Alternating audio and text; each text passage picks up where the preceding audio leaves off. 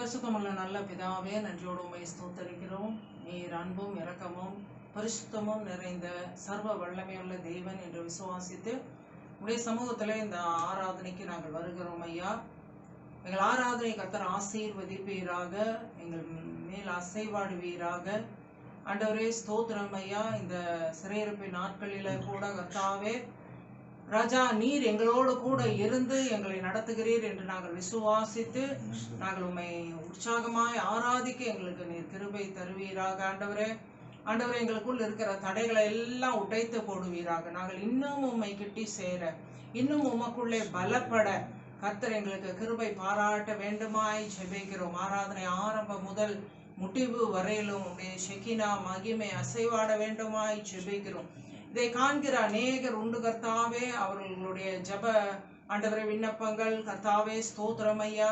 அவருடைய ஆண்டவரே வியாதியின் நேரங்கள் ஆண்டவரே இதை பார்க்கும்போது ஒரு பெரிய விடுதலை அவர்களுக்கு உண்டாக வேண்டும். கர்த்தராகிய இயேசு கிறிஸ்துவை அவர்கள் விசுவாசித்து ஏற்றுக்கொண்டு அவருக்காய் வாழ, அவருடைய இரகசிய வருகையில பங்கடைய ஒவ்வொருவருக்கும் கர்த்தர் கிருபை பாராட்ட வேண்டுமாய் நாங்கள் ஜெபிக்கிறோம் ஐயா.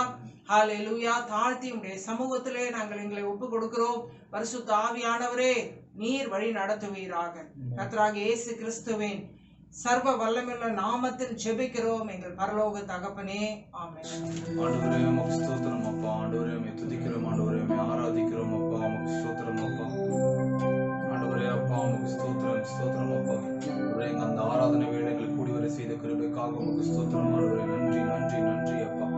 நன்றி நிறைந்த இதயத்தோடு ஆண்டவரே உம்மை துதிக்கிறோம். ஆண்டவரே அப்பா உமக்கு ஸ்தோத்திரம் ஸ்தோத்திரம் ஸ்தோத்திரம் ஸ்தோத்திரம் ஆண்டவரே. ஸ்தோத்திரம் அப்பா. ஸ்தோத்திரம் ஆண்டவரே அப்பா. உம்மை ஆராதிக்கிறோம் அப்பா. உம்மை ஆராதிக்கிறோம் அப்பா. ஹல்லேலூயா. ஆண்டவரே உமக்கு ஸ்தோத்திரம் ஸ்தோத்திரம் ஸ்தோத்திரம் ஆண்டவரே. ஸ்தோத்திரம் ஆண்டவரே.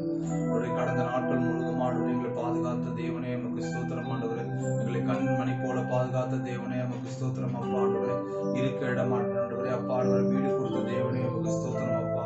ஆண்டவரே அப்பா எங்களை போஷித்த தேவனே உமக்கு ஸ்தோத்திரம் ஸ்தோத்திரம் ஸ்தோத்திரம் ஸ்தோத்திரம் ஆண்டவரே அப்பா. உமக்கு ஸ்தோத்திரம் ஆண்டவரே. உமக்கு ஸ்தோத்திரம் ஸ்தோத்திரம் ஸ்தோத்திரம். என்ன நான் செலுத்திடுவேன் ஆயிரம் பாடல்களோ, என்னுயிர் காலம் முழுதும் ரட்சிப்பை உயர்த்திடுவேன். என்ன நான் செலுத்திடுவேன் ஆயிரம் பாடல்களோ, என்னுயிர் காலம் முழுதும் ரட்சிப்பை உயர்த்திடுவேன். இயேசுவே இயேசுவே நாம் சேர்ந்து பாடுவோம். இயேசுவே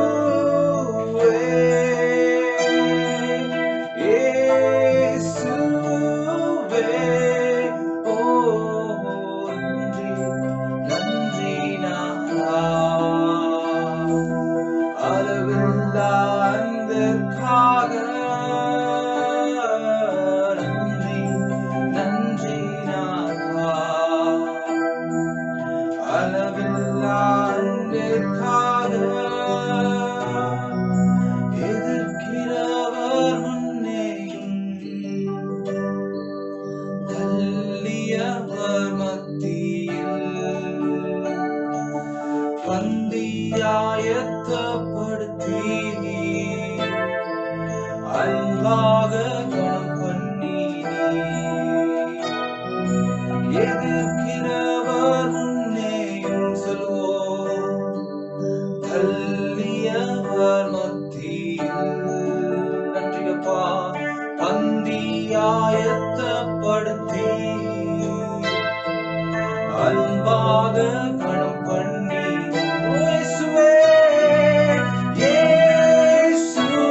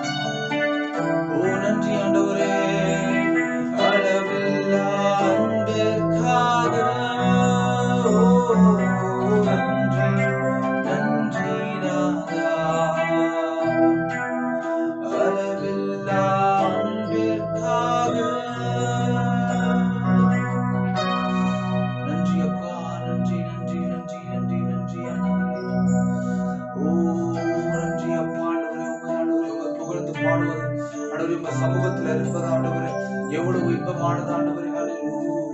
ஹல்லேலூயா. தேவா உம் சமூகமே எனது பிரியமே. சொல்லுவோம். தேவா உம் சமூகமே எனது பிரியமே. கரங்களை உயர்த்தி சொல்லுவோமா? ஹல்லேலூயா.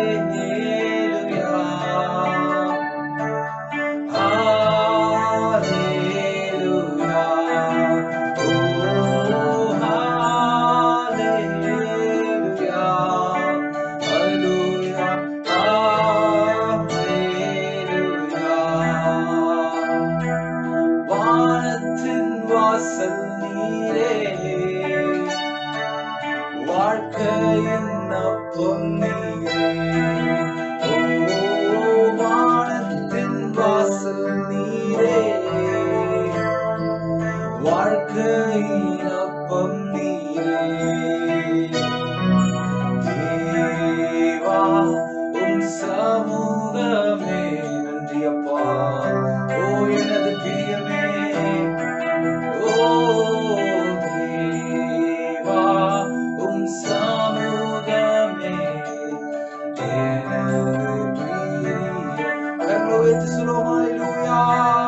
ஹல்லேலூயா.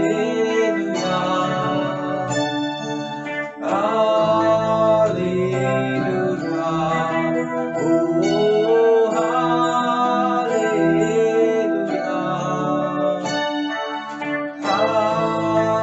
ஹல்லேலூயா. பரிசுத்த ஆவியானவரே, ஓ பரிசுத்த ஆவியானவரே, ஆண்டவரே எங்க மத்தியில வருவீராக. ஆண்டவரே அப்பா, மழையாக ஒரு புயல் காற்றாக வருவீராக. ஓ பரிசுத்த ஆவியானவரே எங்களை நிரப்புவீராக. ஆண்டவரே அப்பா எங்களை நிரப்புவீராக. ஆண்டவரே இருக்கிறவங்க இடத்துல ஆண்டவரே நிரப்புவீராக. ஆண்டவரே அப்பா இந்த ஆராதனையை பார்க்கிற ஒவ்வொருத்தரையும் நிரப்புவீராக. ஆண்டவரே ஓ நீ கார பர பர பர பர பர பர ஒரு பனியாக ஒரு புயல் காற்றாக ஆண்டவரே ஆண்டவரே கடந்து வாங்க. ஒரு பனியாக புயல் காற்றாக கடந்து வாங்க. ஆண்டவரே அப்பா எங்களை நிரப்புங்க, எங்களை நிரப்புங்க. ஒரு ஷெக்கினா மகிமை அப்பா ஆண்டவரே சாலமோன் தேவாலயத்தை நிரப்பினது போல ஆண்டவரே அப்பா இந்த வீடியோ பார்க்கிற இந்த ஆராதனையில கலந்து கொள்கிற அனைவரையும் நிரப்புவதாக. அப்பா ஹல்லேலூயா. ஓ ஆவியே ஆவியே மழையாக பொழியும் ஆவியே. ஓ ஆவியே ஆவியே மழையாக பொழியும் ஆவியே. பனி போல பெய்யும் பரிசுத்தரை சொல்லுவோம். மழையாக பொழியும்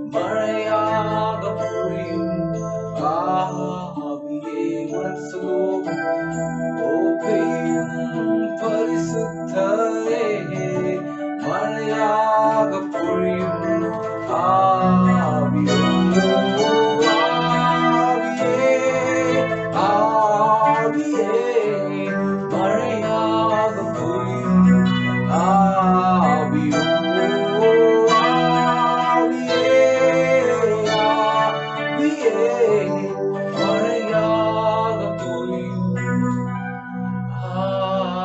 ஆவியே ஆவியானவரே ஓ ஆவியானவரே மழையாக பொழியும் ஆவியானவரே ஓ ரிகார பர பர பர பஷகர தர கர தர பர பர பர பர ஓ ரிகார பர கடைசியா ஒரு முறை கரங்களை உயர்த்தி இந்த ஆவியானவர் வரவேற்போமா ஓ ஆவியானவரே ஓ ஆவியே ஆவியே மழையாக பொழியும் ஆவியோ ஆவியே ஆவியே ஓ மழையாக பொழியும்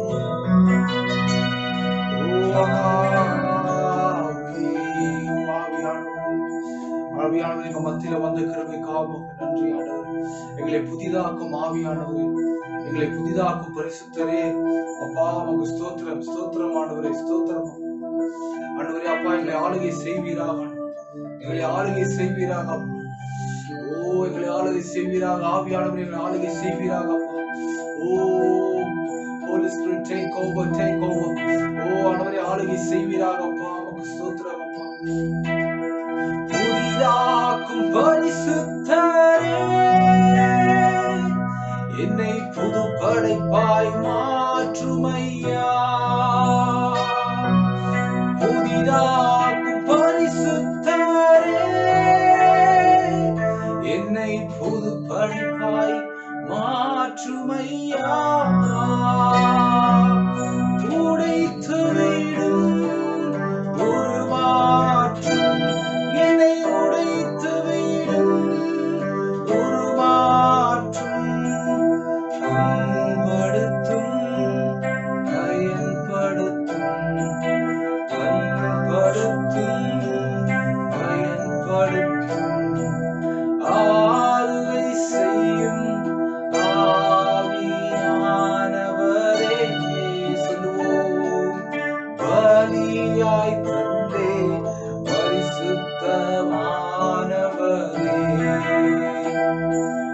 ஆளுகை செய்யும் ஆவியானவரே take over Holy Spirit. பலியாய் தந்தே பரிசுத்தமானவரே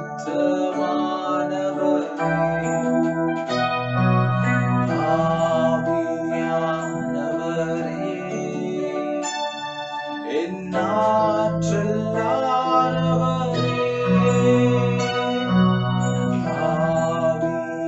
ஆவியானவரே என் ஆற்றலானவரே. ஓ ஆவியானவரே உமக்கு ஸ்தோத்திரம் ஆண்டவரே. ஆண்டவரே இந்த நாணயங்களை கொடுத்ததுக்காக ஸ்தோத்திரம் அப்பா. இந்த ஆராதனை வேலைகளை கொடுத்ததுக்காக ஸ்தோத்திரம் ஆண்டவரே. ஆண்டவரே ஆரம்பம் முதல் முடிவு வரை ஆண்டவரே ஆராதனையில இருக்கிறதுக்காக உமக்கு ஸ்தோத்திரம் ஆண்டவரே. ஆண்டவரே அப்பா மீதி ஆண்டவரே இந்த பிரசங்க வேலையை இந்த கரத்துல ஒப்படைக்கிற ஆண்டவரே. ஆண்டவரே தேவதாசனை மறுத்த நீர் வெளிப்படுவீராக ஆண்டவரே. ஆண்டவரே அவர் வாயிலிருந்து வர வார்த்தைகள் ஆண்டவரே ஒருவரையும் ஆண்டவரை உருவாக்குவதாக ஆண்டவரே. ஆண்டவரே ஆவியானவர் ஒருவரையும் ஆண்டவரை தொடுவீராக ஆண்டவரே. அந்த வார்த்தை மூலமாய் தொடுவீராக அப்பா. ஆண்டவரே என்னதான் அந்த லாக்டவுன்ல நாங்க இருந்தாலும் ஆண்டவரே அப்பா உமக்குள்ள நாங்க வளர ஆண்டவரே ஆண்டவரே ஆவியானவரே ஆண்டவரே உமக்கு பிரியமானவைகளை செய்ய எங்களை கற்றுத் தருவீராக ஆண்டவரே. அப்பா நீரே பொறுப்படுத்திக் கொள்ளுங்க, வழி நடத்துங்க. இந்த ஆராதனை வேலையை ஆண்டவரே நீங்க நீங்க எடுத்துக்கொண்டதுக்காக உங்க ஸ்தோத்திரம் ஆண்டவரே. உங்க ஸ்தோத்திரம் அப்பா. இந்த மீதியான வேலையை உங்க கருத்துல ஒப்படைக்கிற ஆண்டவரே. பிரசங்க வேலையை ஆசீர்வதிங்க, நீரே பொறுப்படுத்திக் கொள்ளுங்க, வழி நடத்துங்க. இயேசுவின் நாமத்தை ஜெபிக்கிறோம் நல்ல பிதாவே, ஆமென்.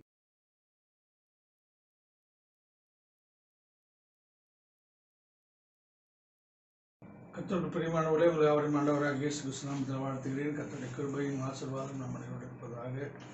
கால வேளையிலும் உங்களை சந்தோஷம் அடைகிறேன். யூடியூப் மூலமாக இந்த ஆண்டவருடைய கொடுத்த வார்த்தையை பகிர்ந்து கொண்டு நாம் விடுதலை செபிக்க ஆயத்தமாக வந்திருக்கிறேன். கர்த்தர் உங்களை ஆஸ்வதிப்பாராக. எல்லாரும் நீங்கள் சௌரியமாக இருப்பீர்கள், நாங்கள் சௌரியமாக இருக்கிறோம். கர்த்தருக்குள்ள மகிழ்ச்சியாக இருங்கள், நாங்களும் கர்த்தருக்குள்ள மகிழ்ச்சியாக இருக்கிறோம். கர்த்தர் நமக்கு மத்தியில் ஒரு பெரிய காரியங்களை செய்வார். போன வாரத்தில் நாம் அது தியானித்த அதே விசுவாசத்தின் தலைப்பு தான் இந்த வாரம் தியானிக்க போகிறோம். மறுபடியும் அந்த வசனங்களை எடுத்துக்கொள்வோம். எபிரேயர் 11:6 வாசிக்க கேட்போம். எபிரேயர் 11:6 வாசிங்கள். விசுவாசம் இல்லாமல் தேவனுக்கு பிரியமாய் இருப்பது கூடாத காரியம்.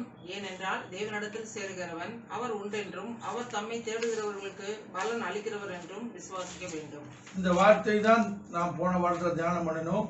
கடந்த வாரம் விசுவாசம், ரட்சிப்பு, தேவனும் விசுவாசமும் தேவனும் வார்த்தையும் இப்படிப்பட்ட காரியங்களை நாம் தியானித்தோம். நமக்குள் விசுவாசம் இல்லாமல் தேவனுக்கு நாம் பிரியப்படுத்தவே முடியாது, எதையும் அவரிடத்தில் நாம் பெற்றுக்கொள்ள முடியாது என்று வேதத்தில் நாம் போன வாரத்தில் அதிகம் பார்த்தோம். தேவனை பற்றி, தேவனுடைய வார்த்தைகளை பற்றி பார்த்தோம். இந்த வாரத்தில் தேவனுடைய விசுவாச ஜெபத்தை பற்றி நாம் முதலாவது பார்ப்போம். விசுவாசம் உள்ள ஜெபம் என்பது முக்கியமான. நாம் ஜெபிக்கிறோம், நிறைய வசனங்கள் எடுக்கலாம். அதுக்காக ஆதாரமை ஒரு வசனத்தை எடுத்துக் கொள்கிறேன், வாசிக்க கேட்போம். மார்க்கு சுவிசேஷம் 11வது அதிகாரம் 24வது வசனம். மார்க்கு 11:24 வாசிக்க கேட்போம். ஆதலால் நீங்கள் ஜெபம் பண்ணும் போது எவைகளை கேட்டுக் கொள்வீர்களோ அவைகளை பெற்றுக்கொள்ளுவோம் என்று விசுவாசியுங்கள், அப்பொழுது அவைகள் உங்களுக்கு உண்டாகும் என்று சொல்லுகிறேன். ஆமா, ஜெபம் பண்ணும் போது எவைகளை கேட்கிறீங்களோ அவை பெற்றுக்கொள்ளுவோம் என்று விசுவாசியுங்கள், அப்படி பெற்றுக்கொள்வீர்கள். அப்ப ஜெபத்துல நமக்கு ஒரு விசுவாசம் வேணும். விசுவாச ஜெபம் என்பது ஒரு கெஞ்சி ஆண்டவரை கேட்பதில்லை, உரிமையோடு கேட்பது. இங்கே பெற்றுக்கொள்வோம் என்று சொல்லப்பட்டிருக்கிறது என்றதை வாசிக்கிறீங்க. பெற்றுக்கொள்வோம் என்று சொல்வதை கேட்டு வாசிக்கிறீங்க. அப்பொழுது அவைகள் உங்களுக்கு உண்டாகும். அதாவது விசுவாசம் ஆனது பெற்றுக்கொள்ளவும், உரித்தாக கொள்ளவும், சொந்தமாக்கி கொள்ளவும் என்ன செய்யுது? அதுதான் விசுவாசம். அப்ப நம்ம விசுவாசம் நமக்கு பெற்றுக்கொள்ள வைக்கிறது, உறுத்தாகிக்க வைக்கிறது, அப்புறம் செய்யுது சொந்தமாக்கி வைக்கிறது. இப்ப விசுவாசம் இல்லாம தேவன்ட்டு எதுவுமே நம்ம பெற்றுக்கொள்ள முடியாதுங்கிறத பத்தி நம்ம பார்க்கிறோம். இப்ப இந்த ஜெபத்துல அநேக இடத்துல விசுவாசம் இல்லாத ஜெபத்தை தான் அதிக நேரத்தில் பண்ணிக்கிட்டு இருக்கிறோம். விசுவாசத்தோடு ஜெபம் பண்ண வேண்டும். நாம் விசுவாசி, தேவனையும் தேவனுடைய வார்த்தையும் விசுவாசிக்கிறோம். விசுவாசத்தினால் நீதிமானாக்கப்பட்டோம், விசுவாசத்தினால் கிருபை ரட்சிக்கப்பட்டோம். பிரியமானவர்களே, நாம் விசுவாசத்திற்கு வந்து பல வருடங்கள் வந்திருப்போம். எத்தனை வருஷம் நீங்க விசுவாசத்துக்குள்ள வந்து, இயேசு கிறிஸ்து விசுவாசத்துக்குள்ள வந்திருக்கீங்க, தேவனுக்குள்ள விசுவாசத்துல வந்திருக்கீங்க. நீங்க விசுவாசத்துல வளர்ந்துருக்கீங்களா இல்ல வளர்ச்சியில குறைஞ்சிருக்கீங்களா என்பதை நீங்க தான் ஆராய்ச்சி பார்க்கணும். விசுவாசம் நமக்குள்ள செயல்பட அதே நேரத்துல தேவ சமூகத்துல நாம் காத்திருக்க வேண்டும். தேவ சமூகத்துல நம்ம காத்திருக்கலன்னா விசுவாசத்தை ஒரு நாள் நம்ம செய்ய முடியாது, பெற்றுக்கொள்ள முடியாது. ஜெபத்துக்கு உடனே பதில் வராவிட்டாலும் ஒரு விசுவாசம் ஜெபம் பண்றோம், விசுவாசத்தோட ஜெபம் பண்ணும் போது ஜெபம் வராவிட்டாலும் தேவனுடைய வார்த்தையை நம்ம உறுதியாய் பற்றி கொண்டு இருக்கும்போது அந்த பதிலை பெற்றுக்கொள்ள முடியும். தேவனுடைய வார்த்தையை உறுதியாய் பற்றிக்கொள்ள ஒரு நாள் செய்ய முடியாது, நம்ம அந்த ஜெபத்தை பதில் பெற்றுக்க முடியாது. ஒரு காரியத்துக்காக ஜெபித்த பிறகு நமக்கு நடக்கும் என்று விசுவாசிக்கிறோம், நம்ம எதிர்பார்த்தபடி அது நடக்கல, நடைபெறாம போகாவிட்டால் என்ன செய்யறோம்? சோர்ந்து போயிடுறோம், இனி நடக்காது என்று பேச ஆரம்பிச்சிடுறோம். இனி நடக்காதுங்க, இல்லை ஒன்றும் முடியாதுங்க, எல்லாம் தேவ சித்தம் இல்லைங்க அப்படி சொல்லி சில காரியங்களை பேச முடிச்சிடுறோம். ஆனால் வேதம் என்ன சொல்லுது? நீங்கள் ஜெபம் பண்ணும் போது எவைகளை கேட்டுக்கொள்வீர்களோ அவைகளை பெற்றுக்கொள்வோம் என்று விசுவாசியுங்கள், அப்பொழுது உங்களுக்கு உண்டாகும் என்று சொல்லப்பட்டது. உங்களுக்கு கிடைக்கும். ஜெபம் பண்ணும் போதே நான் பெற்றுக்கொள்வோம் விசுவாசம் நமக்குள்ள வரணும். இந்த அவசரமான உலகத்துல, ரொம்ப ஸ்பீடான உலகம், எல்லாம் அவசரமாக நடக்க வேண்டும் என்று நான் நினைக்கிறோம், ரொம்ப சோர்ந்து படுறோம். இயேசு உங்கள் ஜெபத்தை அவர் நிச்சயமாய் கேட்பார். அது இயேசு ஜெபத்தை கேட்டுட்டு கேட்காத மாதிரி போறவர் இயேசு அல்ல. ஜெபத்துக்கு நிச்சயமாய் பதில் தருவார். இந்த விசுவாசத்துக்குள்ள வாங்க. இதுதான் ஒரு வசனத்தை வாசிப்போமா? லூக்கா 18:7 வாசிப்போம். லூக்கா 18:7 வாசிப்போம். லூக்கா சுவிசேஷம் 18வது அதிகாரம் 7வது வசனம். அந்தபடியே தேவன் தம்மை நோக்கி இரவும் பகலும் கூப்பிடுகிறவர்களாகிய தம்மால் தெரிந்து கொள்ளப்பட்டவர்களின் விஷயத்தில் நீடிய பொறுமை உள்ளவராய் இருந்து அவர்களுக்கு நியாயம் செய்யாமல் இருப்பாரோ? நியாயம் செய்யாமல் இருப்பாரோ? இரவும் பகலுமா ஜெபிக்க நமக்கு நியாயம் செய்யாம இருப்பாரோ? நிச்சயமா அவர் பதில் தருவார். நமக்குள்ள இந்த விசுவாசம் கிரியை செய்ய வேண்டும். தேவன் தருவார் என்று விசுவாசிக்க வேண்டும். அந்த வார்த்தையை பிடித்துக் கொள்ள வேண்டும். இன்னைக்கு நம்ம இயேசு கிறிஸ்துவை நம்ம பார்த்தது இல்லை, ஆனா அவர் பாவத்தை மன்னிச்சார், விசுவாசிச்சு கிருபையில ரட்சிக்கப்பட்டிருக்கிறோம். வார்த்தையை நம்புறோம், விசுவாசித்து சபைக்கு வரோம். விசுவாசம் நம்ம வளரணும். ஜெபத்தில் ஆண்டவர் தருவார்கள், விசுவாசம் நமக்கு உண்டாகணும். இந்த நாட்கள் நமக்குள்ள இருக்கிற பிரச்சனைகள், லாக்டவுன், நிறைய பிரச்சனைகள், வியாதி, இந்த வைரஸ் பிரச்சனை, நிறைய விசுவாசம் வரையவே கூடாது. தேவனுடைய விசுவாசம் இன்னும் அதிகமாகணும். இந்த சூழ்நிலையில தேவன் நிறைய பிடித்து கொள்ள வேண்டும். நிச்சயமாய் நமக்கு அவர் செய்வார் என்பதை நாம் மறந்து விடக்கூடாது. இரவும் பகலும் தம்மை நோக்கி கூப்பிடுவதற்கு அவர் நிச்சயமாய் பதில் தருவார். பாருங்க, ஒரு சபையில ஒரு ஊர்ல என்ன பண்ணாங்களா, நான் சிக்கப்படுற புதுசுல ஒரு பாண்டிச்சேரியில் ஒரு ஊரில் கேள்விப்பட்டேன். அந்த ஊருக்கு நான் போயிருந்தேன். ஒரு சின்ன சபை, நான் எங்கள் பாஸ்டாங்க போயிருந்தோம். அந்த நாட்களில் 80களில் அப்போ போகும்போது ஒரு நிறைய சாட்சி கேட்டோம். அந்த ஒரு குடிசையான சபை, அது அப்படியே ஓலையே இருக்காது, 80 பேர் வருவாங்களாம். ஒரு நாள் ஊரில் மழையே பெய்யலையாம். என்ன ஏசு ஏசுன்னு கத்துற, மழையே பெய்ய மாட்டேங்குது அப்படின்னு சொல்லி அவங்க எல்லாம் கிண்டல் பண்ணாங்களாம். இவங்க இயேசுவால் மழை பெய்க்க முடியுமான்னு. ஜனங்கள்லாம் கூடி பயங்கரமாக ஜெபம் பண்ணாங்களாம். அந்த நாட்களில் அவங்க ஜெபத்தை முடிக்க கட்டியும் அந்த ஊரில் மழை பெஞ்சது. குளத்தில் இருக்கிற மீனெல்லாம் வெளியில் அளவுக்கு மழை பெஞ்சுதான். பார்த்தீங்களா? தேவன் நிச்சயமாக விசுவாசத்தோடு நம்ம செய்வார்ன்ற விசுவாசம் வேணும். நம்ம ஒரு காரியத்தை செய்கிறோம் அப்படின்னா நிச்சயமா தேவன் செய்வார், நமக்கு உதவி செய்வார். விசுவாசத்தை ஜெபத்தில் இல்லைன்னா நிச்சயமா தேவன்கிட்ட நான் பெற்றுக்கொள்ள முடியாது என்பதுதான் இங்க சொல்லப்பட்டிருக்கிறது. அடுத்து பாருங்க, விசுவாசத்துல இருமனம் இருக்கக்கூடாது. அநேக இடத்துல 2 மனம் நமக்கு விசுவாசம் இருக்கும், ஆனா 2 டபுள் மைண்ட் நம்மள்ட்ட இருக்கும். வாசிக்கலாம், யாக்கோபு புத்தகத்துல 1வது அதிகாரம் 6, 7, 8 வசனங்களை வாசிக்கலாம். ஆனாலும் அவன் எவ்வளவாகிலும் சந்தேகப்படாமல் விசுவாசத்தோட கேட்க கடவன். விசுவாசத்தோட நம்ம கேட்கணும் ஆண்டவர்கிட்ட. சந்தேகப்படுகிறவன் காற்றினால் அடிபட்டு அலைகிற கடலின் அலைக்கு ஒப்பாய் இருக்கிறான். அப்படிப்பட்ட மனுஷன் தான் கர்த்தரிடத்தில் எதையும் பெற்றுக்கொள்ள முடியாது. சந்தேகப்படுறவன், விசுவாசத்தை அதிகம் உள்ளவன் எதுவும் பெற்றுக்கொள்ள முடியாது. வாசிங்க, அடுத்த வசனம் வாசிங்க. இருமனம் உள்ளவன் தன் வழிகளில் எல்லாம் நிலையற்றவனாய் இருக்கிறான். இருமனமே நமக்கு இருக்கக்கூடாது. ஒரே மனம் தேவன்கிட்ட பெற்றுக்கொள்வோம். முடியாது, தேவனால முடியும், தேவனால கூடாத காரியம் ஒன்றுமில்லை. வீட்டுல ஸ்டிக்கர் ஒட்டிச்சிருப்போம், ஆனா தேவன் இதெல்லாம் செய்வாரா அப்படின்னு நம்ம நினைப்போம். ஆண்டவர் தருவார், தராமல் போவார் என்று நினைப்பது இருமனம். நமது விசுவாசம் எப்படி இருக்க வேண்டும் தெரியுமா? எப்படி இருக்கு நம்ம விசுவாசம்? வாசிங்க, ரோமர் புத்தகம் 4வது அதிகாரம் 18 21 வரை வாசிங்க. அப்படிதான் நம்ம விசுவாசம் இருக்கணும். ஆபிரகாமுக்கு இருந்த மாதிரி இந்த விசுவாசம் நமக்கு இருக்கணும். உன் சந்ததி இவ்வளவாய் இருக்கும் என்று சொல்லப்பட்டபடியே நான் அநேக ஜாதிகளுக்கு தகப்பனாவதை நம்புகிறதற்கு ஏதுவில்லாது இருந்தோம் அதை நம்பிக்கையோட விசுவாசித்தான். அவன் விசுவாசத்திலே பலவீனமாய் இருக்கவில்லை. அவன் ஏறக்குறைய 100 வயது உள்ளவனாய் இருக்கும் போது தன் சரீரம் செத்து போனதையும் சாராளுடைய கர்ப்பம் செத்து போனதையும் எண்ணாதிருந்தான். தேவனுடைய வாக்குத்தத்தத்தை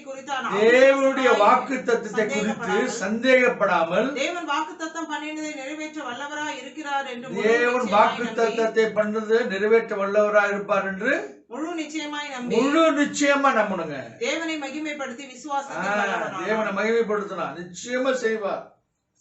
நான் பிள்ளை இல்லைன்னு கேட்டேன், ஆண்டவர் தரன்னு வாக்கு பண்ணிட்டார். சாராள் கற்ப செத்துருக்கலாம், எனக்கு வயது ஆயிருக்கலாம், ஆனாலும் தேவன் ஒரு வாக்கு பண்ணியிருக்கிறார். கடலில் கரை மணலை போல என்ன செய்யும் சந்ததி இருக்குன்னு வாக்கு பண்ணியிருக்கிறார். நிச்சயமாய் நம்ம எனக்கு தருவாருங்கிற அந்த விசுவாசம் அவனுக்கு இருந்தது இல்லையா? அப்படிப்பட்ட விசுவாசம் நமக்கு ஜெபத்தில் இருக்கணும்.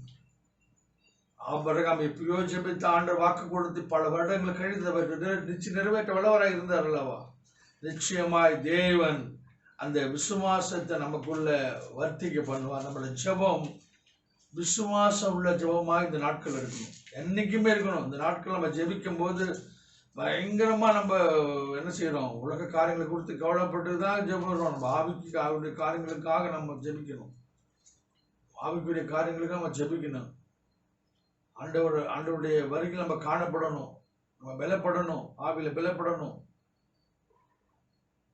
சரி, அடுத்து போவோம். அடுத்து நாம் சுகம் பெற்றுக்கொள்ள விசுவாசம் நமக்கு தேவை. விசுவாசமும் சுகமும். நாம் சுகம் பெற்றுக்கொள்ள நமக்கு விசுவாசம் தேவை.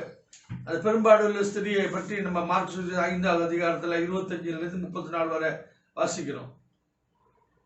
பசங்க கேட்போமா பசங்க. அப்பொழுது 12 வருஷமாய் பெரும்பாடுள்ள ஒரு ஸ்திரீ அநேக வைத்தியர்களால் மிகவும் வருத்தப்பட்டு தனக்கு உண்டானவைகளை எல்லாம் செலவழித்தும் சற்றாகிலும் குணமடையாமல் அதிக வருத்தப்படுகிற போது இயேசுவை குறித்து கேள்விப்பட்டு நான் அவருடைய வஸ்திரங்களை ஆகிலும் தொட்டால் சுஸ்தமாவேன் என்று சொல்லி ஜனக்கூட்டத்துக்குள்ளே அவருக்கு பின்னாக வந்து அவருடைய வஸ்திரத்தை தொட்டாள். உடனே அவருடைய உதரத்தின் உரம் நின்று போயிற்று. அந்த வேதனை நீங்கி ஆரோக்கியம் அடைந்ததை அவள் தன் சரீரத்தில் உணர்ந்தாள். உடனே இயேசு தம்மிலிருந்து வல்லமை புறப்பட்டதை தமக்குள் அறிந்து ஜன கூட்டத்துக்குள் திரும்பி என் வஸ்திரங்களை தொட்டது யார் என்று கேட்டார். அவருடைய சீஷர்கள் அவரை நோக்கி திரளான ஜனங்கள் உம்மை நெருக்கி கொண்டிருக்கிறதை நீர் கண்டும் என்னை தொட்டது யார் என்று கேட்கிறீரே என்றார்கள். இதை செய்தவளை காணும்படிக்கு அவர் சுற்றிலும் பார்த்தார். தன்னிடத்தில் சம்பவித்ததை அறிந்த அந்த ஸ்திரீயானவள் பயந்து நடுங்கி அவர் முன்பாக வந்து விழுந்து உண்மையெல்லாம் அவருக்கு சொன்னாள். அவர் அவளை பார்த்து, மகளே, உன் விசுவாசம் உன்னை ரட்சித்தது, சமாதானத்தோடு அவருடைய விசுவாசத்தை நீங்கி சுகமாயிரு என்று சொன்னார். நல்லா புரியுங்க. இந்த இடத்துல ஏன் சொல்றாரு? உன் விசுவாசம் உன்னை ரட்சித்தது, அந்த உன் வேதனை நீங்கி சுகமாயிருப்பாய். தேவன் மேல் அவர் வைத்த விசுவாசம் அது கற்பந்தரித்து அவளுக்கு சுகத்தை, தெய்வீக சுகத்தை இது கொடுத்தது என்று நான் சொல்ல முடியும். விசுவாசம் தான் நம்முடைய விசுவாசம் தான் முக்கியம். விசுவாசம் எல்லாவற்றையும் விசுவாசத்தை நம்ம பெற்றுக்கொள்ள முடியும். இந்த நாட்கள்ல பாருங்க, நம்ம ஜெபம் பண்ணி இதில் பெற்றுக்கொள்ளல. நம்ம அப்படி போயிட்டு வாங்கிக்கலாமா, இப்படி வாங்கிக்கலாமா, குறுக்கோயில பார்க்குறோம். ஒவ்வொரு விஷயத்தையும் அந்த நாட்கள்ல ஜெபம் பண்ணுங்க, ஜெபம் பண்ணுங்க பாஸ்டர் சொல்லுவாங்க. இதுக்காக ஜெபம் பண்ணுங்க, விசுவாசமா ஜெபம் பண்ணுங்கம்பாங்க, தேவன்கிட்ட பெற்றுக்கொள்ளுங்கம்பாங்க. விசுவாசத்தை அங்க பெற்றுக்கொள்ள வேண்டும். பெரும்பாடு ஸ்திரியை பார்க்கிறோம். முதலாவது அவள் கேள்விப்பட்டாள். அந்த வசனம் தான் சொல்லுது, கேள்விப்பட்டாள். என்ன கேள்விப்பட்டால்? இயேசுவை பற்றி அவள் கேள்விப்பட்டாள். விசுவாசம் கேள்வியினால் வருகிறது என்று வேதம் கூறுகிறது. நீங்கள் எப்படி இயேசுவை பற்றி கேள்விப்பட்டிருக்கீங்க? உங்களுக்கு விசுவாச தெய்வீக சுகம் வேணும், தேவன்கிட்ட விசுவாசம் பெற்றுக்கொள்ள வேணும்னா நீங்க இயேசுவை பத்தி எப்படி கேள்விப்பட்டிருக்கீங்க? எந்த விதத்துல? ஒவ்வொருத்தரும் ஒவ்வொருத்தருமே. சில பேர் பார்த்து இயேசுவர் வேலைக்காரன் மட்டும் வச்சிருக்கான். ஏதாவது தேவைன்னா இயேசுவை தேடுவா. அது கடவுளா பார்க்கறது இல்லை. தேவைக்காக தான் தேவனை தேடுவான். அவன் தேவன் என்று அவரை தேடுவதில்லை. நல்லா புரிஞ்சுக்கொள்ளுங்க. இயேசுவை பற்றி நல்லா தெளிவா அவ கேள்விப்பட்டிருக்கிறான். இன்னைக்கு நேற்று நான் ஒரு செய்தி பார்த்தேன். ஒரு பாஸ்டர் சொல்றாரு, நம்ம நாட்டில் உள்ள விசுவாசிகள் இன்னும் வேதவசனத்தை அறியாம இருக்காங்க ஐயா, பாஸ்டர்கள்லாம் ஜெபம் பண்ணுங்க அப்படிங்கிறாரு. இன்னும் அதுக்கு எவ்வளவு பாஸ்டர்கள் சபைக்கு முயற்சி எடுத்தாலும் விசுவாசி அதை விட்டு கொடுப்பதில்லை. இயேசுவை பற்றி நீங்க எவ்வளவு தெளிவாய் பெற்றுக்கொள்ளுங்க. நீங்கள் எப்படி இயேசுவை பற்றி கேள்விப்பட்டிருக்கீங்க, இயேசுவை பற்றி எப்படிப்பட்டு நீ கேள்விப்பட்டிருக்கீங்களோ அப்படிதான் உங்க வாழ்க்கையில ஒரு அற்புதம் நடக்கும், ஒரு சுகம் கிடைக்கும். அவள் இயேசுவை பற்றி தெளிவாய் கேள்விப்பட்டா. அப்ப இயேசுவை பற்றி நம்ம எப்படி கேள்விப்பட முடியும்? அடுத்த பாருங்க, வஸ்திரத்தை தொட்டால் சொஸ்தமானார். அப்பொழுதே அவளுடைய இயேசுவை பற்றி கேள்விப்பட்டதுமே அந்த விசுவாசம் கிரியை செய்ய ஆரம்பிச்சிச்சு. அந்த அளவுக்கு இயேசுவை பற்றி அவர் தெரிஞ்சிருக்கிறார். நல்லா புரிஞ்சுக்கொள்ளுங்க. இன்னைக்கு இயேசுவை ஒரு மதத்தின் கலவடா பார்க்காதீங்க. இயேசு ஒரு ஜீவனுள்ள தேவன். அவர் மரித்து 3ஆம் நாள் உயிரோடு எழுந்தார். இன்றைக்கு அவர் ஜீவிக்கிறார். உயிர்த்தெழுந்த வல்லமை இன்றைக்கு நமக்குள்ள மத்தியில் இருக்குது. இன்றைக்கு அவர் ரட்சித்துக் கொண்டிருக்கிறார். இன்னைக்கு அற்புதங்களை செய்து கொண்டிருக்கிறார். இன்றைக்கு அந்த உயிர்த்தெழுந்த வல்லமை ஒரு நாள் குறைந்து போகல. இயேசுவை பற்றி தெளிவாய் கேள்விப்பட்டார். நீங்கள் இயேசுவை பற்றி எப்படி கேள்விப்பட்டிருக்கீங்க, அப்படிதான் உங்களுக்கு விசுவாச கிரியை செய்யும். அப்ப நீங்க இயேசுவை பற்றி எப்படி கேள்விப்படணும்? இயேசுவை பற்றி தெரிஞ்சுக்கணும்னா நீங்க வேதத்தை தெளிவா படிக்கணும். தேவன் எப்படிப்பட்டவர், என்ன செய்கிறார், நமக்கு என்ன பண்றார், எதற்காக இருக்கிறார், எதற்கு வந்தார், என்ன செய்து கொண்டிருக்கிறார், கடந்த காலத்தில் என்ன செய்தார், நிகழ்காலத்தில் என்ன செய்ய போறார், வருங்காலத்தில் என்ன செய்ய போகிறார். தேவனை பற்றி தெளிவு இருந்தாதான் உங்களுக்கு உள்ள விசுவாசம் உண்டாகும். வேதத்துல சுத்தமா எழுத தேவன் எப்படிப்பட்டவர் எழுதப்பட்டிருக்கிறது. அவருக்கு பின்னாக அவர் வஸ்திரத்தை அவள் தொட்டாள். விசுவாசம் நம்முடைய அவர் சொல்றா, ஆடியை தொட்டா நான் சுகமாகும்னு ஒரு வார்த்தை சொல்றா. நம்முடைய வாயின் அறிக்கை. அது செயலாய் மாற்றுகிறார். நம்ம அடைய சொல்றோம், அதை செஞ்சிடும் விசுவாசம் இருக்குப்போ, ஆனா செயலை காமிக்க மாட்டோம். அவர் இயேசுவை பற்றி தெரிந்து கொண்டால், அவள் விசுவாசித்தால், அந்த விசுவாசத்தை செயலா மாத்திர ஆடையை தொட்டால் சுகமான பேர் ஒரு ஆடையை தொட்டால், இந்த விசுவாச அறிக்கை மட்டும் இல்லை, அதை எதை விசுவாசித்தாலும் அதை அப்படியே செய்கிறார். இன்னைக்கு நாம் விசுவாசிகள் இருக்கிறோம்னு சொல்ற மாதிரி விசுவாசத்தை செயலில் காமிக்கிறோமா, கிரியையில காமிக்கிறோமா பார்க்கணும். இதுல பாருங்க, இதுல நான் அடுத்த பாத்தீங்க, வசத்தை தொட்டதும் குதிரைப்போக்கு நின்று சுகம் பெற்றுக்கொண்டார். நல்லா புரிந்து கொள்ளுங்க. இன்னைக்கு அவர் சுகம் பெற்றோட காரியங்கள் இயேசுவை பற்றி கேள்விப்படணும். நம்மளுடைய ஆவிக்குரிய வாழ்க்கையில சுகம், சரீர சுகம், தெய்வீக சுகம், ஆத்துமாவோட சுகம் தேவைன்னா இயேசுவை பற்றி தெளிவான காரியங்களை நம்ம தெரிந்து கொள்ள வேண்டும். ரொம்ப தெளிவா தெரிஞ்சு கொண்டா, அவள் தெரிஞ்சால அந்த வசனம் தியானம் நம்ம பாருங்க, அவள் தெரிந்து கொண்ட உடனே அவளுக்குள்ள விசுவாசம் வந்துடுச்சு. இன்னைக்கு இயேசுவை பற்றி நம்ம தெரிந்து கொண்டது நேரம் எடுக்கிறோமா? யோசிச்சு பாருங்க, ஆராய்ந்து பார்க்க, தேவன் எப்படிப்பட்டவன் ஆராய்ந்து பார்க்கிறோமா? தேவனை பற்றி இந்த நாட்கள்ல நிறைய கற்றுக்கொள்ளுங்க. நீங்க நிறைய செய்திகளை டிவியில கேட்கலாம், நல்லது. ஆனா வேதத்தை எடுத்து வாசிங்க. சொந்த உங்க ஆத்மாவும் தேவனும், நீங்க உங்க ஆவியும் ஆவியானவரும், ஆண்டோட வார்த்தையும் நீங்களும் இணைங்க. தேவன் தன்னை யார் என்று அங்கே தெளிவாய் வெளிப்படுத்துவார். தேவனை பற்றி நீங்க தெரிந்து கொள்ளும் போது அதிக விசுவாசம் உண்டாகும், உங்களுக்கு சுகம் உண்டாகும், பலன் உண்டாகும், கிருபை பெருகும், அற்புதம் உண்டாகும். இன்னைக்கு இயேசுவை பற்றி தெளிவான ஒரு காரியங்கள் நமக்கு தெரிந்து கொள்ள முடியவில்லை. அதனாலதான் இன்னைக்கு சபையில் இருக்கிற விசுவாசிகள் அப்படி ஒரு தெளிவு இல்லை. அதனாலதான் தெய்வீக சுகத்தை பெற்றுக்கொள்ள முடியும். இன்னைக்கு விசுவாசம் இருந்ததுன்னா உங்களுக்குள்ள நல்ல ஒரு தெய்வீக சுகம் உண்டாகும் என்பதை நாம் பார்க்கிறோம். கடைசியாக பாருங்க, நான் முடிக்க போறேன். விசுவாசத்தின் எதிரி யாரு? விசுவாசம் நமக்கு, விசுவாசத்துக்கு விரோதமா ஒரு எதிரி வேலை செய்யும். பிசாசு கிடையாது, பயமும் அவிசுவாசம். அது யார் கொண்டு வரா? பிசாசு தான் கொண்டு வரா. பயமும் அவிசுவாசம். அதை விளக்கம் கொடுக்குறோம் பாருங்க, வாசிப்போம். மார்க்கு சுவிசேஷம் 5வது அதிகாரம் 36வது வசனம். மார்க் 5:36 பயத்தை பற்றி பார்ப்போம். வாசிங்க. அவர்கள் சொன்ன வார்த்தை இயேசு கேட்ட உடனே ஜெப ஆலய தலைவனை நோக்கி, பயப்படாதே, விசுவாசம் உள்ளவனாய் இரு என்று சொல்லி. பாருங்க, அந்த ஜெப ஆலய தேவன் எவரின் வீட்டு குமாரத்தி மரண பிடியில் இருக்கும்போது இயேசுவை ஜெபிக்கும்படியா கூப்பிடுறாங்க. கூப்பிடும் போது அவங்க இயேசுன செய்தி வருது, மறிச்சு போனா போதகரை நீங்க செய்றீங்க, கஷ்டப்படுத்தாதீங்க அப்படின்னு. அப்ப அவர் சொல்றாரு, என்ன சொல்ற வசனத்தை சொல்றாரு, நீ விசுவாசம் உள்ளவனாயிரு, பயப்படாது. பாருங்க, அந்த பொண்ணை போய் வீட்டுல போய் ஆண்ட உயிரோடு எழுப்பிட்டாருங்க.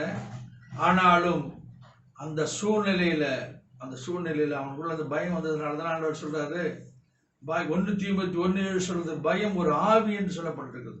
தேவன் நமக்கு பயமுள்ள ஆவியை கொடுக்கல, அன்பின் தெளிவு உள்ள ஆவியை கொடுத்திருக்கிறார். அன்பின் ஆவி இருந்தாலே அங்க விசுவாசம் வந்துடும்.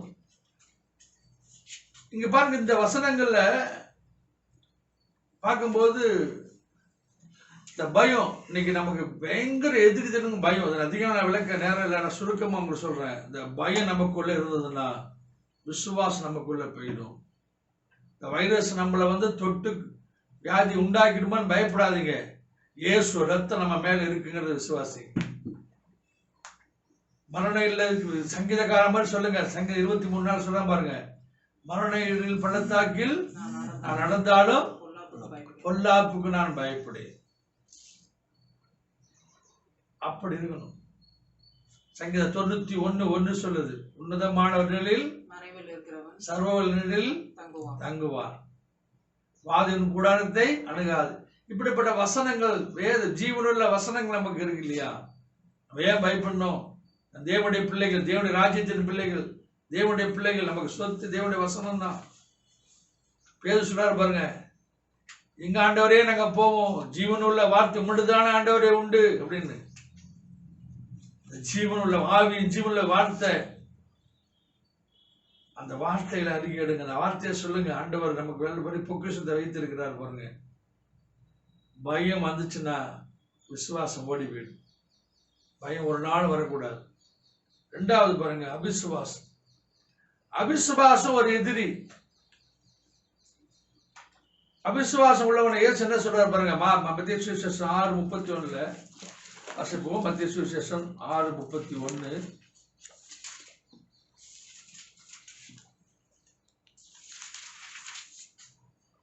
ஆகையால் எண்ணத்தை உண்போம், எண்ணத்தை குடிப்போம், எண்ணத்தை உடுப்போம் என்று கவலைப்படாதிருங்கள். இவைகளெல்லாம் அஞ்ஞானிகள் நாடி தேடுகிறார்கள். இவைகளெல்லாம் உங்களுக்கு வேண்டியவைகள் என்று உங்கள் பரமபிதா அறிந்திருக்கிறார். முதலாவது தேவனுடைய ராஜ்யத்தையும் அவருடைய நீதியையும் தேடுங்கள், அப்பொழுது இவைகளெல்லாம் உங்களுக்கு கூட கொடுக்கப்படும். ஆகையால் நாளைக்காக கவலைப்படாதிருங்கள். நாளைய தினம் தன்னுடையவைகளுக்காக கவலைப்படும். அந்தந்த நாளுக்கு அதனதின் பாடு போதும். அற்ப விசுவாசிகளே, 30வது வசனம். அற்ப விசுவாசிகளே, இன்றைக்கு பாத்தீங்கன்னா அற்ப விசுவாசிகள். அவிசுவாசம் உள்ள யாரு? இயேசு திட்டுறாரு, அற்ப விசுவாசின்னு சொல்றாரு. நம்ம அற்ப விசுவாசியா இருக்கக்கூடாது, அற்புதமான விசுவாசியா இருக்கணும். வாசிங்க, மறுபடியும் வாசிங்க. 6:30. அற்ப விசுவாசிகளே, இன்றைக்கு இருந்து நாளைக்கு அடுப்பில் போடப்படும் காட்டுப்புழுக்கு தேவனின் விதமாய் உடுத்துவித்தால் உங்களுக்கு உடுத்துவிப்பது அதிக நிச்சயம் அல்லவா? அற்ப விசுவாசியா நாம் இருக்கக்கூடாது. அற்புதமான ஆளா நமக்கு இருக்கணும். தேவனுக்கு அற்புதமா இருக்கணும். அற்புதமான விசுவாசியா இருக்கணும். ஆண்டவர் திட்டாரு பாருங்க, அற்ப விசுவாசின்னு சொல்லி. மறுபடியும் வாசிக்கலாம், அதுக்கு விளக்கம் கொடுக்குறேன் பாருங்க. மத்திய சுவிசேஷம் 14:25-31. இரவின் 4ஆம் ஜாமத்திலே இயேசு கடலின் மேல் நடந்து அவர்களிடத்தில் வந்தார். அவர் கடலின் மேல் நடக்கிறதை சீஷர்கள் கண்டு கலக்கம் அடைந்து ஆவேசம் என்று சொல்லி பயத்தினால் அலறினார்கள். உடனே இயேசு அவர்களோட பேசி, திடன் கொள்ளுங்கள், நான் தான், பயப்படாதிருங்கள் என்றார். பேதுரு அவரை நோக்கி, ஆண்டவரே, நீரே ஆனால் நான் ஜலத்தின் மேல் நடந்து உம்மிடத்தில் வர கட்டளையிடும் என்றான். அதற்கு அவர், வா என்றார். அப்பொழுது பேதுரு படவை விட்டு இறங்கி இயேசுவினிடத்தில் போக ஜலத்தின் மேல் நடந்தான். காற்று பலமாய் இருக்கிறதை கண்டு பயந்து அமிழ்ந்து போகையில், ஆண்டவரே, என்னை ரட்சியும் என்று கூப்பிட்டான். உடனே இயேசு கையை நீட்டி அவனை பிடித்து, அற்ப விசுவாசி, ஏன் சந்தேகப்பட்டார்? அங்கேயும் திட்டுறாரு. இயேசு நடந்தாரு தண்ணியில, இவனும் நடக்க ஆசைப்படுறான். அதான் தப்பு கிடையாது. அவனும் நான் பாடணும்னு ஆசைப்படுறான். ஆனா காத்து வந்துருச்சு, உடனே பயம் வந்துருச்சு, அவிசுவாசம் வந்துச்சு. ஆண்டவரே ரட்சியும் கத்துறான். உன்னை ஆண்டவர் சொல்றாரு, அற்ப விசுவாசி, ஏன் சந்தேகப்பட்ட? தேவனை ஏன் சந்தேகப்பட்ட? பாத்தீங்களா, அந்த இடத்துல பாத்தீங்கன்னா பேதுரு என்ன செய்யறாரு? சந்தேகப்பட்டார். நடக்கணும், காத்து வந்து அமைஞ்சு போடுமோ அப்படின்ட்டு. அந்த சூழ்நிலையில தேவன் என்ன செய்திருக்கிறாரு? கடிந்து கொடுக்கிறார். அற்ப அபிசுவாசம் வந்தா நமக்கு பயம் வந்துடும். அவிசுவாசம் வரக்கூடாது, பயம் வரக்கூடாது. அவிசுவாசம் வந்தா விசுவாசம் இருக்காது. அந்த இடத்துல இயேசு இருக்கிறாரு, அவர் தான் நடந்துவான்னு சொல்றாரு. இயேசு இருக்கும் போதே அவனுக்கு அவிசுவாசம் வந்துச்சு பாருங்க. நமக்குள்ள இயேசு இருக்கும்போது நமக்கு அவிசுவாசம் வரும். சூழ்நிலைகள் அப்படி வரும். காற்று அடிக்குது, சூழ்நிலை பார்த்தா காத்து அடிக்குது, சூழ்நிலை பார்த்தா பெரிய பிரச்சனையா இருக்குது. இந்த நேரத்தில் அவிசுவாசம் வந்துடக்கூடாது. அற்ப விசுவாசின்னு ஆண்டவர் நம்மளை திட்டுவார். ஆண்டவர் நம்மோட கூட இருக்கிறார். பயப்படவே வேண்டாம். விசுவாசம் உங்களுக்குள்ள இன்னும் வர்த்திக்கப்படட்டும். இந்த 2 வாரத்துல இந்த காரியங்களை நாங்கள் போதிச்சிருக்கேன். ஏன் இந்த நாளுக்கு நம்ம சொல்றோம்னா, இந்த நாட்கள்ல சபை ஆராதனை விட்டு நம்ம வெளியில இருக்கிறோம், பல காரியங்களை கேட்கிறோம், பல பிரச்சனைகளை ஃபேஸ் பண்றோம். ஆனால் விசுவாசம் நமக்குள்ள குறைந்து போகக்கூடாது. விசுவாசம் ஒரு நாள் நம்மை கூட்டு விழிந்து போகக்கூடாது. விசுவாசம் நமக்குள்ள வர்த்திக்கப்பட வேண்டும். பிரியமானவர்களே, ஆண்டவர்கிட்ட கேளுங்க, ஆண்டவரே எனக்கு இன்னும் விசுவாசத்தான்னு சொல்லி கேட்டு விசுவாசத்தை பயிற்சி பண்ணுங்க. கிரிய உள்ள விசுவாசமா செய்யுங்க. கர்த்தர் மத்தியில் பெரிய காரியங்களை செய்வார். எல்லா கண்களையும் மூடி ஆண்டவர் ஸ்தோத்திரம் பண்ணுவோமா? ஆண்டவரே உமக்கு ஸ்தோத்திரம். இயேசுவே உமக்கு நன்றி செலுத்துகிறோம். ஹல்லேலூயா. ஆண்டவரே நன்றி சொல்லணுமா? எங்களுக்கு விசுவாசத்தை வர்த்திக்க பண்ணும் ஆண்டவரே. ஆண்டவரே, இது பெரும்பாடுள்ள ஸ்திரீ இயேசுவை பற்றி தெளிவாய் கேள்விப்பட்டாள் ஆண்டவர். இன்றும் நாங்கள் அதிகமாய் தெளிவாய் கேள்விப்படாதவர்கள் உண்டு. இயேசு எப்படிப்பட்டவரோ என்று சொல்லி கேள்விப்படாம இருக்கிறோமே, ஆராய்ச்சி பார்க்காம இருக்கிறோமே. இயேசு எப்படிப்பட்டவர் என்று நாம் இன்னுமா அறிந்து கொள்ள நாம் வேதத்தை தியானம் பண்ணி வேதத்தை வாசிச்சு இன்னுமாய் கர்த்தர் நமக்குள்ள கிரியை செய்ய முடியாது. இன்னுமாய் விசுவாசம் வர்த்திக்க பண்ண முடியாது. கர்த்தர் நமக்கு கிருபை பாராட்டுவாரா. அவருடைய வார்த்தை அதிகமாய் தியானம் பண்ணுவோம். அற்புத சுகத்தை பெற்றுக் கொள்வோம். ஜெபிக்கும் போது இருவனமாய் இல்லாதபடிக்கு, சந்தேகப்படாதபடிக்கு நம் ஜெபத்துல விசுவாசத்தை வர்த்திக்க பண்ணுவோம். பயத்து நாவி நமக்குள்ள நீங்கி போகட்டும். அவிசுவாசம் நமக்குள்ள நீங்கி போகட்டும். விசுவாசம் உள்ளவனாய் இருப்போம். நம்முடைய பெயர் விசுவாசி. அந்த விசுவாசம் நமக்குள்ள அதிகமாக இருக்க கர்த்தர் நமக்கு உதவி செய்வாராக. ஹல்லேலூயா. ரிமகலபல ஓரி பலரவ சங்கரி கரபல. ஆண்டவரே, மகிமை செலுத்துகிறோம், மகிமை செலுத்துகிறோம். மட்டுமாய் காத்த எபினேசர் மேல காக்க வல்லவராய் இருக்கிறார். அந்த எபினேசருக்கு நன்றி செலுத்துவோமா. ஹல்லேலூயா. ஆண்டவர் மட்டுமாய் நம்மை 40 நாளுக்கு மேல பாதுகாத்தார். நம்மளை போஷித்து நடத்தினார். அந்த விசுவாசம் இன்னுமாய் நமக்குள்ள வர்த்திக்கப்படட்டும். சொந்து போகாதபடிக்கு மட்டுமாய் காத்த எபினேசரே, இனிமேல் காக்க வல்லவராய் இருக்கிறீர் என்று சொல்லி அவர் நோக்கி கரங்களை உயர்த்தி ஹல்லேலூயா. எபினேசர் நீதானையா, இதுவரை உதவி நீரே. இல்ல சேர்ந்து பாடுமா. எபினேசர் நீதானையா, இதுவரை உதவி நீரே. எல்ரோய் எல்ரோய் என்னையும் கண்டீரே, எப்படி நான் நன்றி சொல்வேன். நன்றி நன்றி ஐயா, கோடி நன்றி ஐயா. நன்றி நன்றி ஐயா, கோடி கோடி நன்றி ஐயா. சேர்ந்து பாடுவோம். எபினேசர் நீதானையா, இதுவரை உதவி நீரே. எபினேசர் நீதானையா, இதுவரை உதவி நீரே. எல்ரோய் எல்ரோய் என்னையும் கண்டீரே, எப்படி நான் நன்றி சொல்வேன். நன்றி நன்றி ஐயா, கோடி கோடி நன்றி. மறவாமல் நினைந்தீரையா, மனதார நன்றி சொல்வேன். என்னை மறவாமல்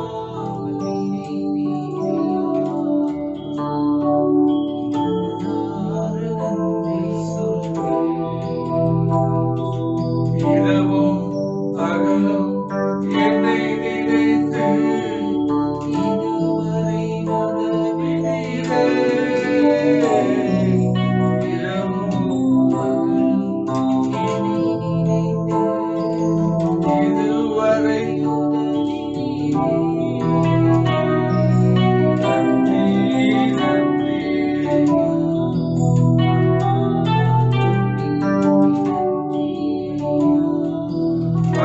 எல்லாரும் நன்றி செலுத்துவோம். நன்றி ஆண்டவரே, உமக்கு நன்றி செலுத்துகிறோம். இந்த மன மகிழ்ச்சி நாளுக்காய் நன்றி செலுத்துகிறோம். ஆண்டவரே, இந்த தேசங்களுக்காக ஜெபிக்கிறோம். இந்திய தேசத்துக்காக ஜெபிக்கிறோம். உலக நாடுகளுக்காக ஜெபிக்கிறோம். கர்த்தர் இயேசுவின் நாமத்தில் நீங்க போகட்டும். இந்த தடை பண்ணி ஜெபிக்கிறோம். இயேசு ரத்தத்தை தெளிக்கிறோம். உயிர்த்தெழுந்த வல்லமை ஆண்டவரே இந்த உலகத்திலே ஆண்டவரே அற்புதமாய் எழுப்புவதாக, உயிர்த்தெழுந்த வல்லமை வெளிப்படுவதாக ஆத்துமாக்கள் மரணத்தை சந்திக்காதபடிக்கு தேவனை சந்திக்க உதவி செய்வீராக. தேவ அற்புதத்தை உலக நாடுகளில் செய்வீராக, இந்திய தேசத்தில் செய்வீராக. சகஜமான வாழ்க்கைக்கு ஜனங்களுக்கு கொண்டு வருவீராக. சாப்பாட்டுக்கு இல்லாம ஏழை ஜனங்கள், கூலி தொழிலாளிகளுக்கு நினைவு கூறுகிறோம். கஷ்டப்படுகிற ஆளுகளுக்கான நினைவு கூறுகிறோம். அடவுடைய நடந்தே பல கிலோமீட்டர் போன ஆளுகள் நினைவு கூறுகிறோம். கர்த்தருடைய எல்லாம் பாதுகாத்துக் கொள்ளும். தேவனுடைய கிருபை வெளிப்படுவதாக.